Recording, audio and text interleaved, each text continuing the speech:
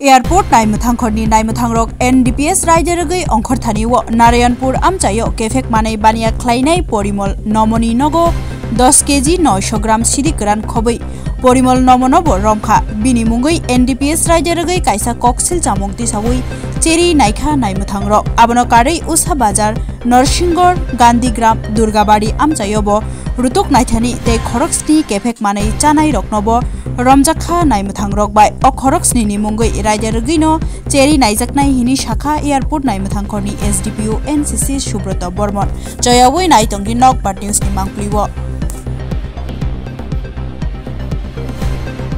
প্রশ্ন উঠতে পারে আমরা সেই ব্যাপারটাও দেখছি। আমি বিএসএফ এর কোম্পানি কমান্ডারের সাথেও কথা বলছি যে যেহেতু নাকা পয়েন্ট আছে, নাকা পয়েন্ট অতিক্রম করে কীভাবে ওখানে যাচ্ছে সেটা নিয়ে আমরা খুব শীঘ্রই একটা আলোচনায় বসছি। ধন্যবাদ। পশ্চিম ত্রিপুরা জেলা পুলিশের অধীনে আরবান পুলিশ স্টেশনগুলিতে একটা স্পেশাল এনডিপিএস রেড সংগঠিত হয়। তো সেই রেডের অংশ হিসাবে আমরা এয়ারপোর্ট পুলিশ স্টেশন আজ দুপুর থেকেই সেই রেডে বিভিন্ন জায়গায় তল্লাশি চালাই। সেই তল্লাশি চলাকালীন আমরা পশ্চিম নারায়ণপুর এলাকা থেকে পরিমল নম নামে একজন ব্যক্তিকে আমরা আটক করতে সক্ষম হই এবং ওনার বাড়িতে তল্লাশিতে আমরা অনুমান 10 কেজি 900 গ্রাম শুকনো ড্রাই গাঞ্জা আমরা রিকভারি করি। তার বিরুদ্ধে আমরা একটা স্পেসিফিক কেস লিপিবদ্ধ করেছি, ওনাকে অ্যারেস্ট করা হয়েছে। আর তার পাশাপাশি আমরা বিভিন্ন জায়গায় নারায়ণপুর, উষাবাজার, গান্ধীগ্রাম, দুর্গাবাড়ি, নরসিংগড় এলাকায় আমরা তল্লাশি চালাই। তো তল্লাশি চলাকালীন আমরা আরও 7 জনকে আমরা আটক করতে সক্ষম হই যা ড্রাগ কনজিউম করেছেন।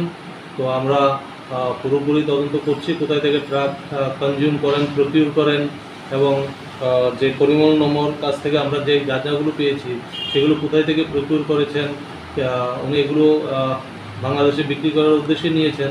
ওনার বাড়ি একদম এক্সট্রিম বর্ডার।